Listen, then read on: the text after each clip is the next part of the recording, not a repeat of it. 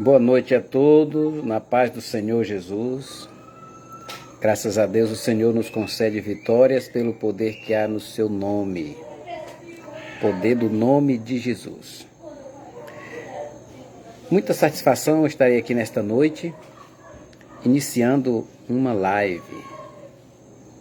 Desta feita quero falar a palavra de Deus às pessoas que irão ouvir no decorrer da transmissão e posteriormente, esta mensagem que será postada no YouTube e em outros canais da mídia. Cada um possa ser abençoado na proporção que Deus permitir que esta palavra adentre em cada coração. Sinto-me muito honrado em poder estar nesta noite, por meio desses meios de comunicações, as redes sociais, compartilhando a palavra de Deus. A palavra que nos fortalece, a Bíblia Sagrada, que é o nosso manual de instrução, a nossa única regra de fé e conduta. E graças a Deus que o Senhor tem nos permitido, tem nos dado oportunidade de poder conhecer um pouco das Escrituras e a proporção que nós tenhamos oportunidade de ler, o Senhor, o nosso Deus, nos concede oportunidade de conhecê-lo melhor. Eu costumo dizer que quem tem o hábito de ler, quem lê adquire conhecimento ou conhecimentos. E quem examina ou quem estuda a palavra adquire revelação. Uma grande necessidade que temos de examinar as Escrituras, até porque é uma palavra de Jesus, uma palavra verbalizada por Ele. Vós errais em não conhecer as Escrituras, nem o poder de Deus. E outra vez ele diz, examinai as Escrituras, porque nelas se descobre o poder de Deus. Então, examinar é saber o que tem na palavra, o que a palavra está dizendo. Examinar não é apenas o ato de ler. Uma leitura, ela traz o conhecimento. Conhecemos as letras, juntamos as letras, formamos palavras, formamos textos, sabemos ler, mas somente o exame nas Escrituras é que vai nos revelar o que ela nos diz. Quando o Senhor Jesus falava por parábola, no tempo do seu ministério terreno, ele falava por parábolas e muitas vezes ele usou o método de ensinar por metáforas, comparações, parábolas. E os discípulos perguntaram, Senhor, por que o Senhor não nos fala abertamente e nos ensina por parábola? E ele disse, porque a vocês é dado a entender os mistérios do reino. Então temos convicção de que a Bíblia, a palavra de Deus, ela é um mistério. Porém, é um mistério revelado. E como é um mistério revelado?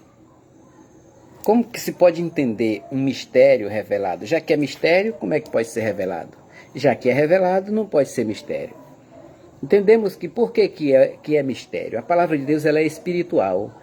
E a Bíblia diz assim, o homem natural não pode compreender as coisas espirituais.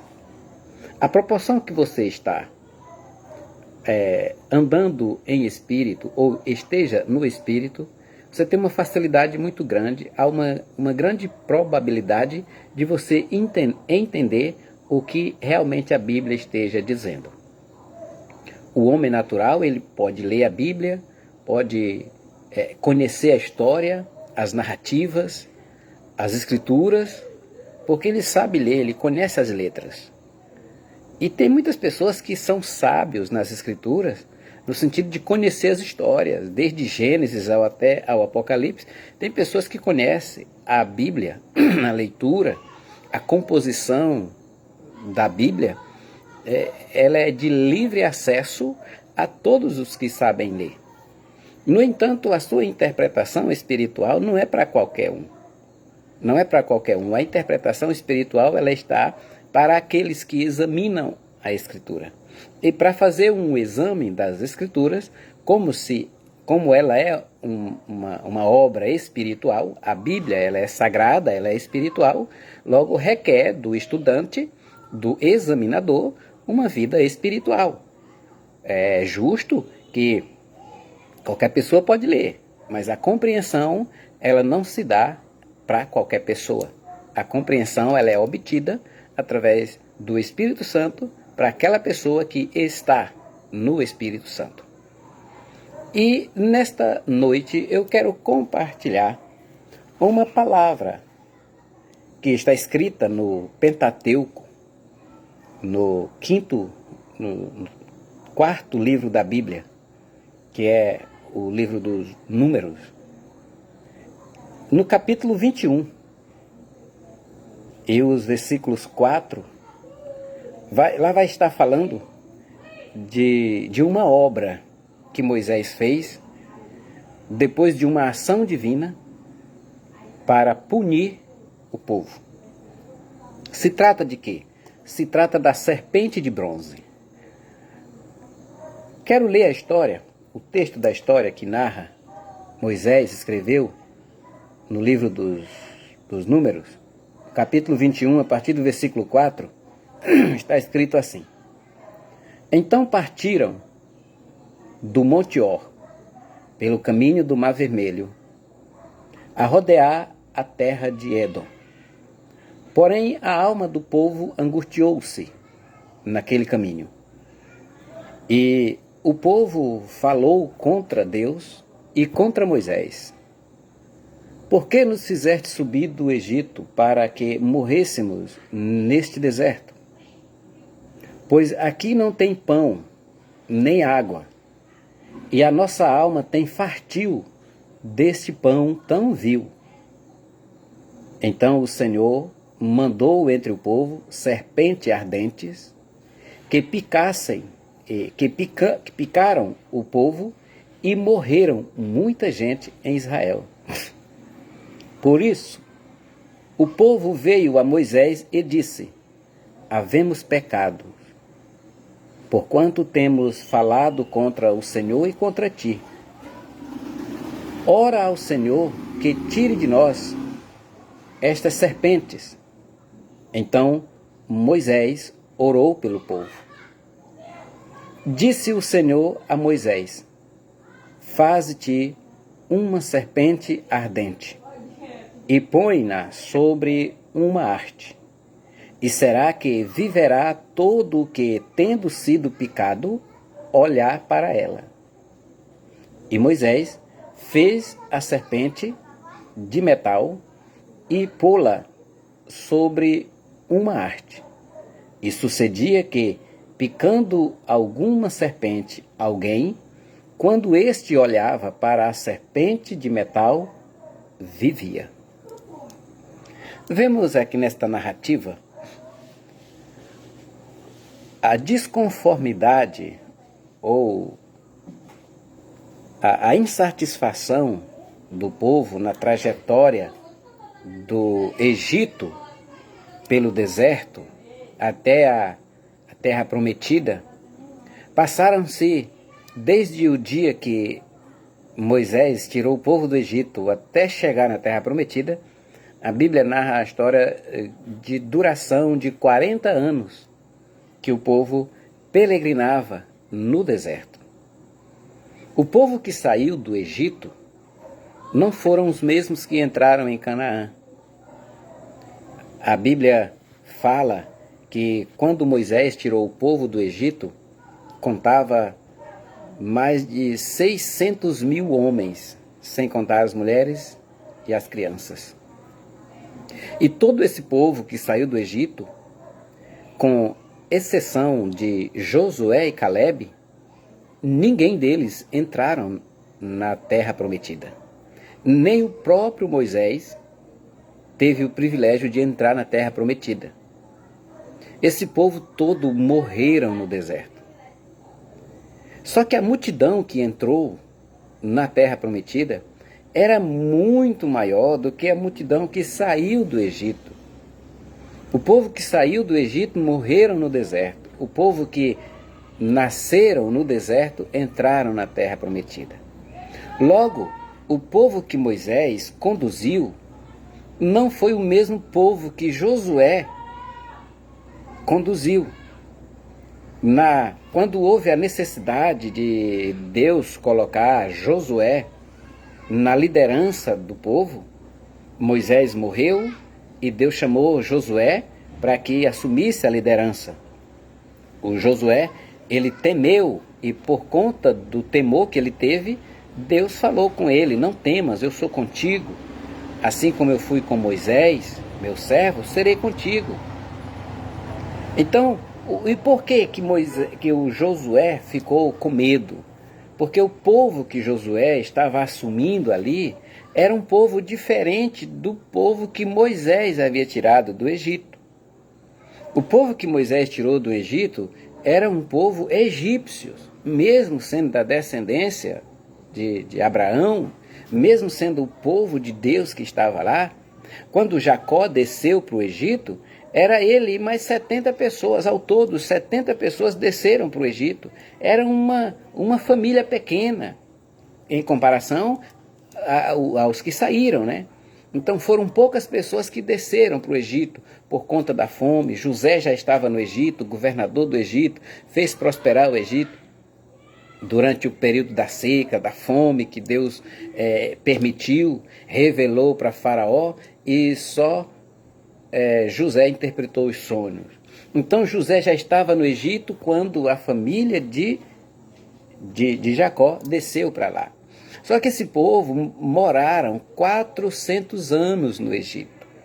Ou seja, o povo, todos esses 70 pessoas que desceram para o Egito, morreram no Egito. Só que o povo multiplicaram, cresceram, de maneira que formou-se uma grande multidão, muita gente. A nação, o povo de Deus cresceu muitíssimamente no Egito, de maneira que Faraó veio a ter medo. Faraó veio a ter medo de perder o Egito para os hebreus. E começou a escravidão. O povo de Deus clamou e Deus levantou Moisés para tirar o povo do Egito. Então Moisés tira esse povo, e mesmo sendo hebreu, descendente de Abraão, já estavam no Egito há 400 anos. Tinha a cultura egípcia, tinha os costumes egípcios, os deuses egípcios, os costumes de lá. No entanto, eles tinham uma promessa. O José, antes de morrer, ele profetizou e disse: certamente eu morrerei e Deus visitará vocês, e vocês farão transportar daqui os meus ossos. Então foi uma palavra profética. Então, baseado nessa promessa, o povo de Israel estava sabendo que Deus ia visitar eles, iam tirar eles de lá e levar para uma terra que mana leite e mel, ou seja, Canaã, a terra do povo de Deus.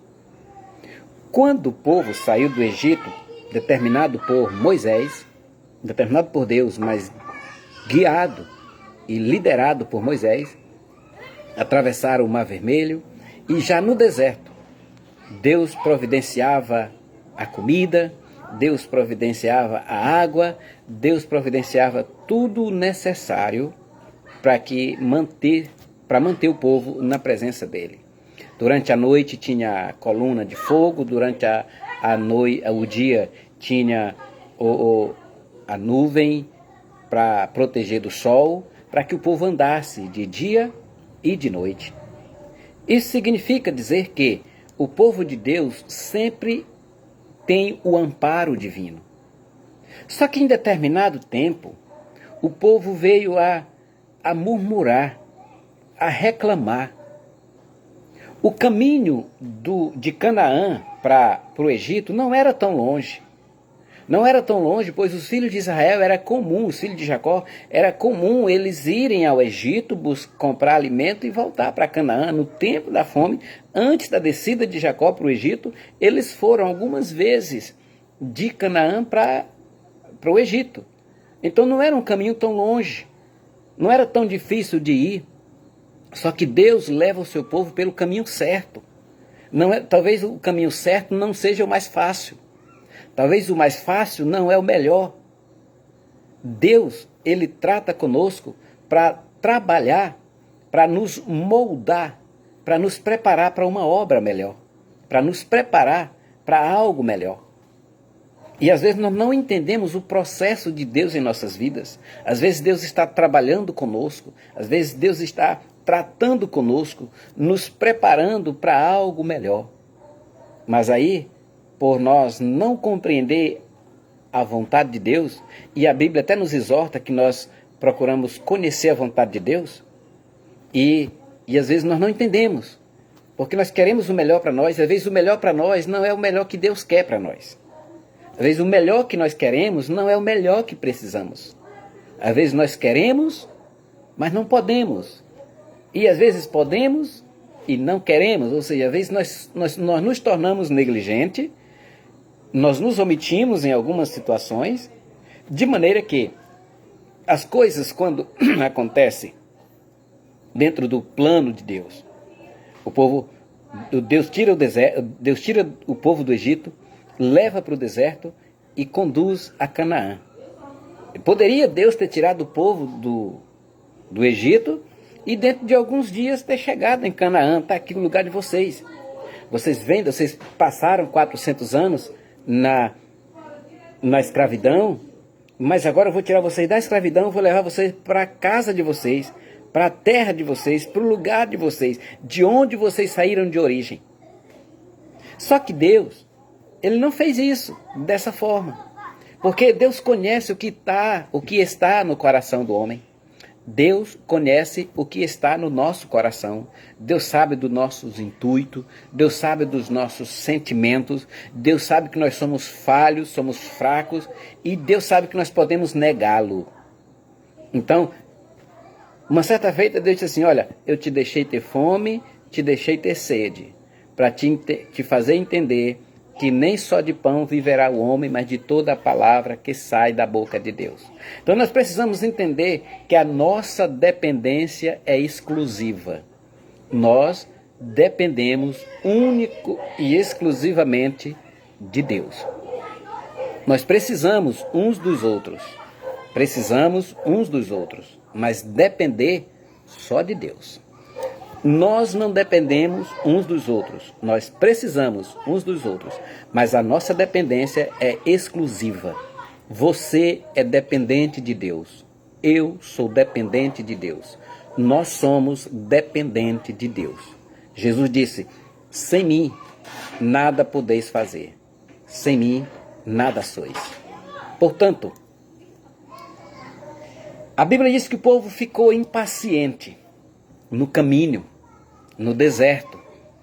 Porque se o lugar é nosso, por que nós não já estamos lá? Por que esse sofrimento todo? Por que essa pendência? Se é lá o nosso lugar, por que nós não estamos lá? Aí então o povo se tornou paciente e começou a falar contra Deus, começou a falar contra Moisés. E Deus não se agradou da atitude do povo. Quando alguém murmura, quando alguém fala mal do cristão, do seu próximo, quando alguém não compreende a vontade de Deus e começa a murmurar, começa a reclamar, Deus não se agrada. Deus não gosta de murmurador.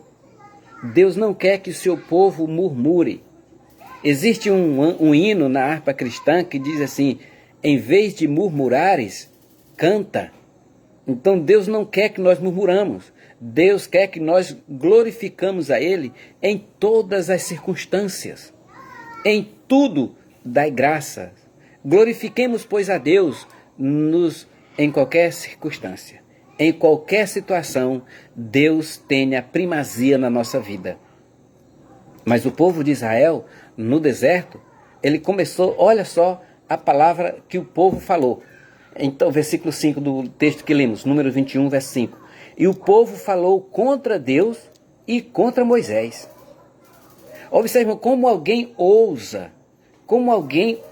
falar daquela pessoa que Deus o levantou, daquela pessoa que Deus o pôs como liderança, como aquela pessoa que vai guiar, reger o seu rebanho. Mas alguém não compreendeu. Não tinha Moisés naquele momento. Moisés não era mais uma liderança para alguns. Porque enquanto Moisés estava lá no Egito, confrontando o faraó, e Deus mandando as pragas, e todo mundo naquela expectativa de sair da escravidão e de ir para um lugar melhor, todo mundo apoiou, todo mundo quis sair com Moisés. Quando Deus permitiu a saída, todos saíram. Inclusive pessoas que não eram de Israel saíram. Isso está escrito no capítulo 11 de Números, do próprio Números, está dizendo que um povo que não era de Israel saiu junto com Israel da libertação de Israel. Então, esse povo no deserto, aí começou a falar mal de Deus. E detalhe, como se não bastasse falar mal só da liderança espiritual, falar mal só daquela pessoa quem Deus pôs para liderar, para corrigir, para conduzir, começa a falar mal de Deus também. A Bíblia diz que o povo falou contra Deus e contra Moisés. Aí qual foi a queixa do povo? Por que nos fizeste subir do Egito para que morrêssemos nesse deserto? O povo faz um questionamento, faz uma indagação para Moisés e para Deus. Por que nos fizeste sair do Egito? Por que nos fizeste sair de lá? Pois aqui não tem pão nem água. Que conversa, irmão, que negligência, que ingratidão, que falta de gratidão aquele povo tinha. Porque Deus fazia manar água da rocha, Deus mandava o maná do céu. Todo dia Deus mandava comida nova para aquele povo. Todo dia de manhã o povo tinha que ir, só sair de casa, e na frente da casa deles estava a comida que Deus mandava. Deus mandava do céu. Deus mandava sair água da rocha. Nunca faltou água, nunca faltou pão. Mas tem pessoas que não se contentam com o que Deus manda. Tem pessoas que têm aquela tendência de ter com extravagância. Irmão, tenhamos apenas o necessário. O Tiago disse assim: se nós tivermos com que se alimentar, com que nos cobrir, com que nos vestir, estamos com isso satisfeitos. Deus não nos dá a bênção para estragar. Se lembram daquela palavra que Deus falou através do Eliseu para aquela mulher lá do capítulo 4 de 2 Reis? Enquanto aquela mulher tinha um vaso vazio, o azeite estava jorrando. Quando acabou as vasilhas vazias, o azeite parou. E por que parou? Porque não tinha mais onde colocar. Então, se não tinha mais vasilha para encher, então Deus não vai derramar a sua bênção. Deus não vai extravagar a sua bênção sem necessidade de maneira alguma. Agora, enquanto você estiver necessitando, então Deus está te suprindo. Enquanto nós estivermos na dependência de Deus, Deus estará tendo cuidado conosco. Agora, Deus não vai nos dar para estragar, para nós querermos dizer que temos muito, para ficarmos soberbos. Não, nós dependemos de Deus e com isso estamos satisfeitos com o que Deus nos dá. Mas aquele povo no deserto começou a falar: aqui ninguém tem água, aqui ninguém tem pão. E além de estar falando contra Deus, estava mentindo, porque tinha água e tinha pão. E olha só: pois não temos água nem pão, e a nossa alma tem fartio desse pão tão vil. Ou seja, o alimento de Deus já não era mais suficiente para as pessoas. E se nós formos pegar essa palavra e aplicar na nossa vida hoje, será que o alimento de Deus é suficiente para nós? Porque o que é o alimento de Deus para nós? É a palavra de Deus. A palavra de Deus, a palavra que nós ouvimos no culto, o ensinamento que nós recebemos do pastor, a leitura que nós temos na Bíblia, a nossa comunhão com Deus, a nossa comunhão com os irmãos, isso é o alimento espiritual da nossa alma. E quando nós vamos murmurar, se queixar de Deus, falar mal dos irmãos, porque falar mal dos irmãos, a Bíblia está dizendo aqui que é pecado. Falaram contra Moisés. Moisés era a liderança, era o pastor deles, mas era irmão também. Então falar mal dos irmãos é pecado. Deus não se agradou dessa atitude. Deus não se agradou da atitude, da atitude que esse povo fez, da atitude que esse povo tomou, em se queixar, em reclamar, murmurar, falar mal, se opor contra Deus, amaldiçoar, porque esse pão tão vil, quer dizer, imprestável, essa comida que não presta mais, nós já temos fastio, a nossa alma não aceita mais, quer dizer, o crente está tão acostumado querendo algo novo, que acha que ele tem novidade em outro lugar. Uma certa vez, diante de um discurso que Jesus falou, e alguém começou a achar tão duro, tão rígido o discurso, a pregação de Jesus, começou a sair, começou a ir embora. E aí Jesus olhou para os discípulos e disse assim, vocês também não querem ir? Aí um dos discípulos, Pedro, disse assim, Senhor, para quem iremos nós, se tu tens as palavras de vida eterna? Nós não temos para onde correr, meus irmãos, nós não temos para onde ir. O nosso escape, a nossa única esperança é Jesus. Fora de Jesus não há vida, fora de Jesus não há verdade, fora de Jesus há morte. Então Jesus é a nossa vida, Jesus é a nossa paz, Jesus é a nossa salvação. Jesus é o nosso caminho, Jesus é a nossa paz. Nós não tem para onde ir, nós já descobrimos a verdade e ela nos libertou dos costumes do Egito.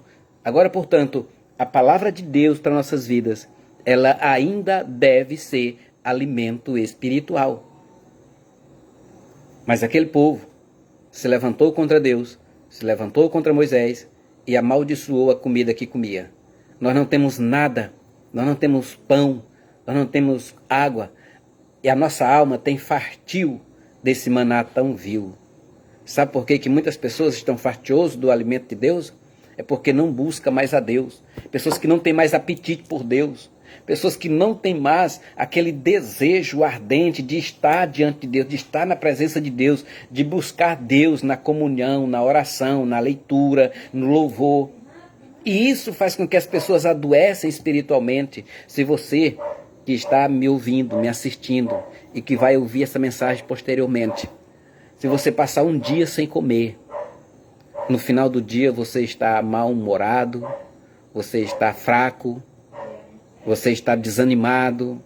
Se você passar 2 dias sem comer, você já começa a entrar em estado de debilitação. Logo começa a gerar, quem sabe, uma gastrite.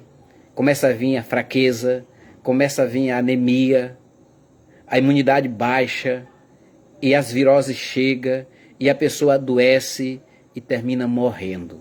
No sentido espiritual, se nós não nos alimentarmos da palavra de Deus, da oração e da presença de Deus, o nosso resultado é morte, morte espiritual. Porque alimento nos traz vida. A palavra de Deus é alimento. Jesus disse, a palavra que eu vos tenho pregado é pão vivo, é alimento que sacia e abastece a vossa vida espiritual. Portanto, deixar de ouvir a palavra de Deus, deixar de ir para a igreja, deixar de ouvir os conselhos pastorais, deixar de ler a palavra de Deus, estudar, nos traz doença, deficiência. Longe de nós esteja tal coisa. Aquele povo no deserto começou a amaldiçoar. E Deus não aceitou a murmuração. Deus não concordou com a atitude daquele povo.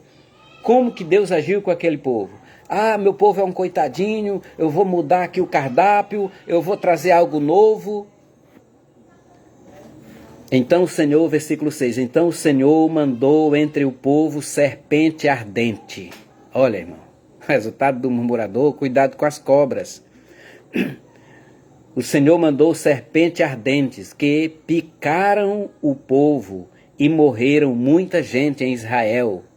Você acha que Deus vai dar assim, como diz um ditado popular, colher de chá para crente murmurador, para cristãos que é impaciente com o tempo de Deus, que não quer suportar mais a sua liderança, para pessoas que querem fazer o que quiserem?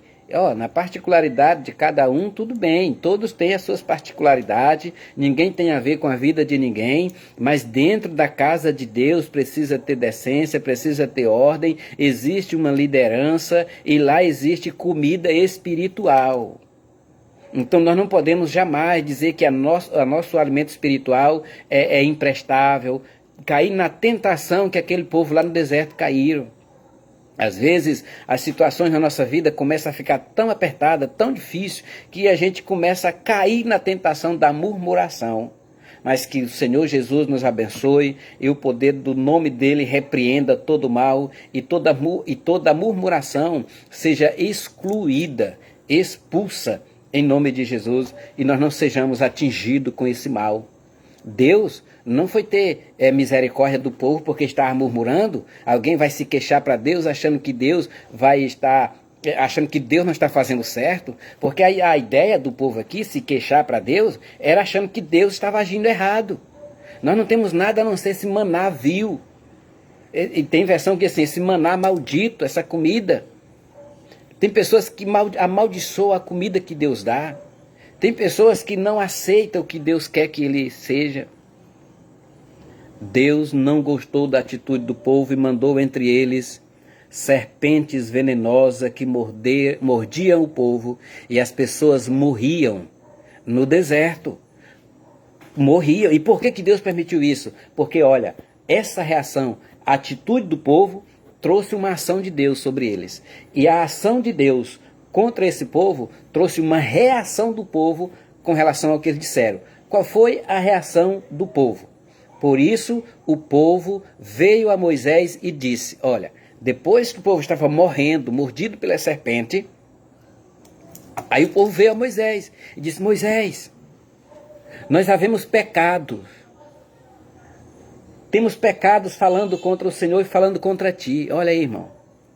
Sabe que às vezes nos acontece coisas, Deus permite que aconteça coisas em nossas vidas, para nós dizer que pecamos, para nós confessar o nosso pecado, para nós irmos se retratar com a liderança, reconhecer o nosso erro, a nossa falha.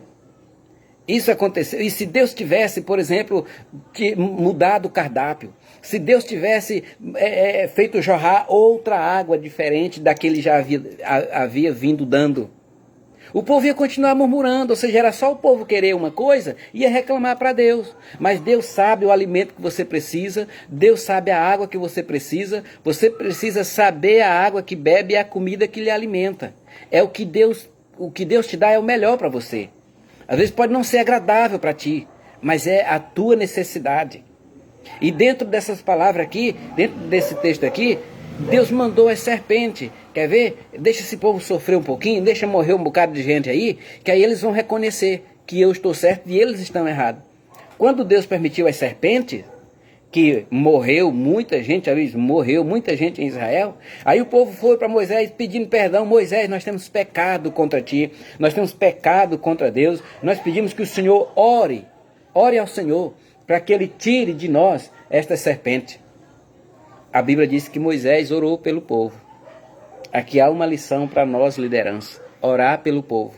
Não importa se eles estão murmurando, não importa se eles se levantam contra nós, que somos pastores, que somos líderes, levantou-se contra nós, Deus está vendo. O nosso dever é orar por ele. Ele está assim porque está aflito, ele está murmurando porque está precisando de alguma coisa, que acha que está precisando, não está reconhecendo a primazia de Deus na vida, não está reconhecendo a provisão de Deus, está sendo ingrato. E diante dessa ingratidão, Deus permite algo acontecer, que é para a pessoa quebrar o coração, se arrepender, confessar a falha e receber de Moisés a oração e o perdão de Deus. Então Moisés orou pelo povo. Aí o Senhor disse a Moisés no versículo 8: e disse o Senhor a Moisés, faz uma serpente ardente, ou uma serpente de bronze, e põe uma haste sobre o arraial. E será que todo aquele que for mordido pela serpente e olhar para a serpente de bronze, viverá. Ou seja, Deus não tirou a serpente do meio do arraial. Deus não tirou a serpente porque aquelas serpentes foram permitidas por Deus.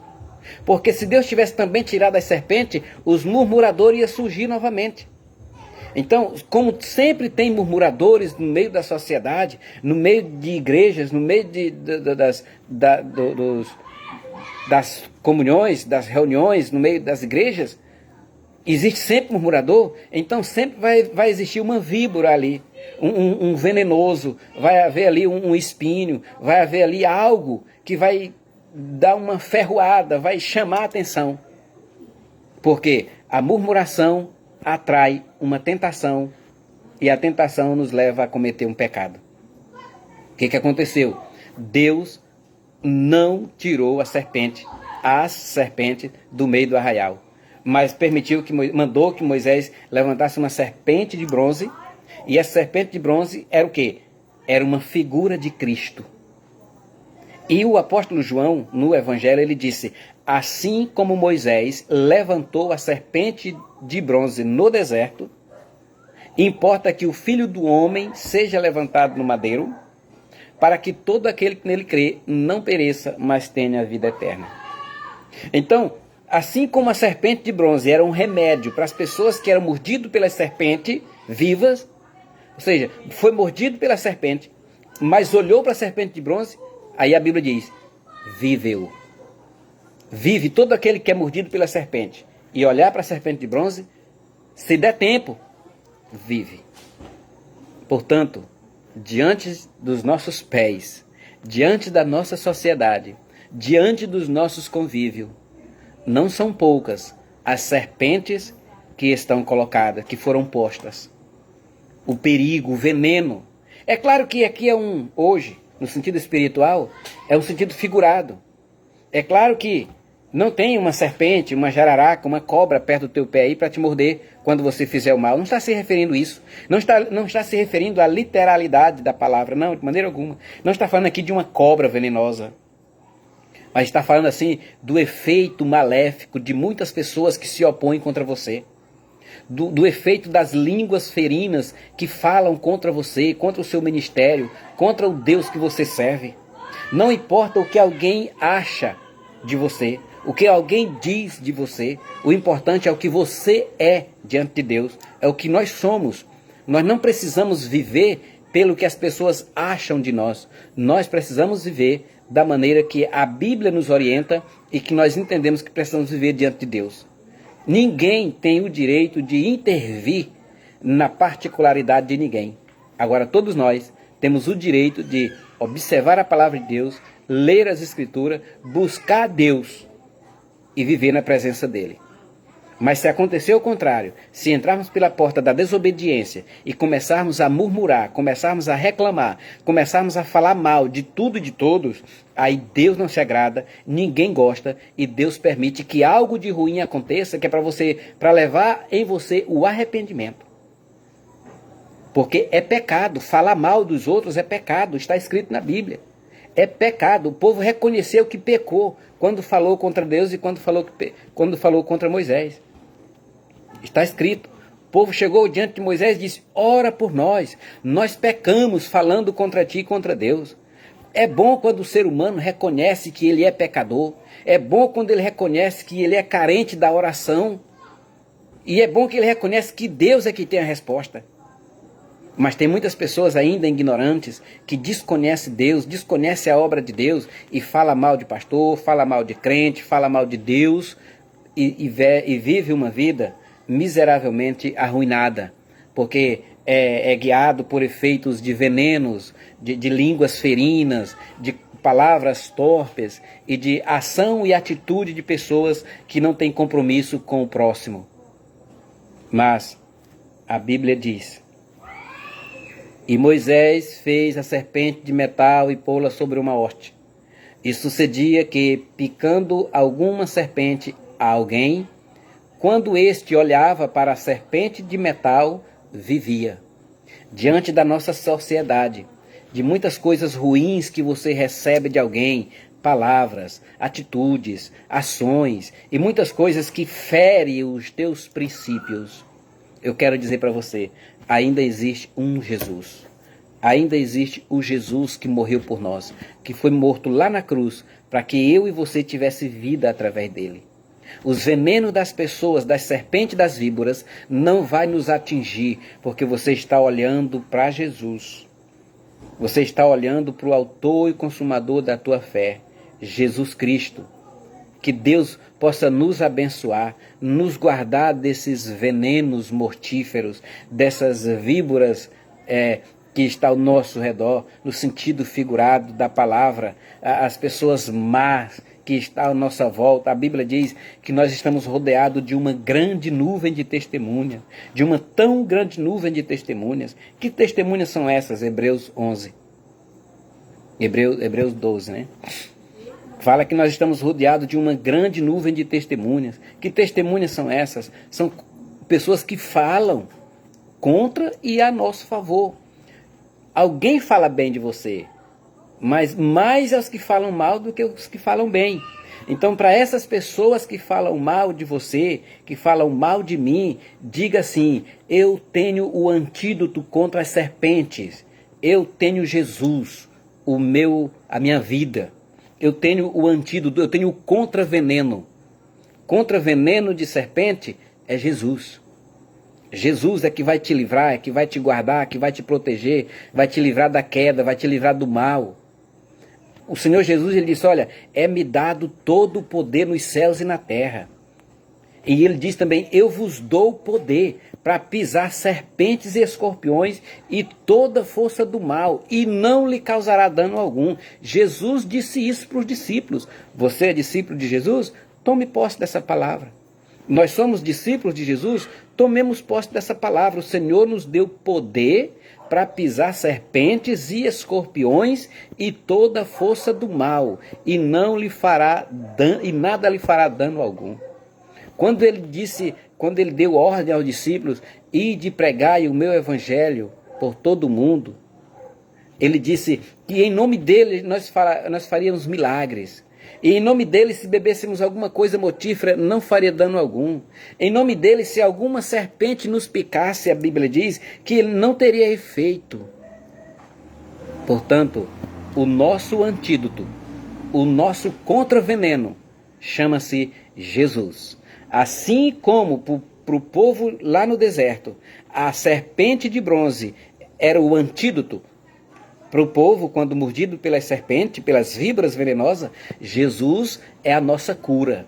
Jesus é o nosso antídoto. Jesus é o nosso contraveneno. Jesus é quem nos guarda, nos protege. Irmãos, meus irmãos, vocês que nos assistiram, que entraram aqui na live, comentaram. Vejo aqui alguns comentários. A irmã Lourdes, a irmã Josefa e outras pessoas que passaram. O missionário divino do Espírito Santo, saudações. Deus abençoe você onde estiver. E as demais pessoas que entraram, que irão assistir esse vídeo, depois será postado no YouTube e em outras plataformas. Eu quero pedir a bênção de Deus para cada um de vocês. Que onde vocês estiverem, Jesus está contigo.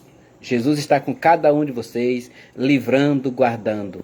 E digo mais a vocês: façam a obra de Deus. Ou façamos a obra de Deus, sem ter medo do inimigo. É claro, teremos cuidado, seremos vigilantes, sejamos prudentes e vamos fazer a obra de Deus até que o Senhor venha. Deus abençoe a todos, em nome do Senhor Jesus. O Senhor seja glorificado na sua vida, hoje e sempre. Amém. Que Deus abençoe a todos.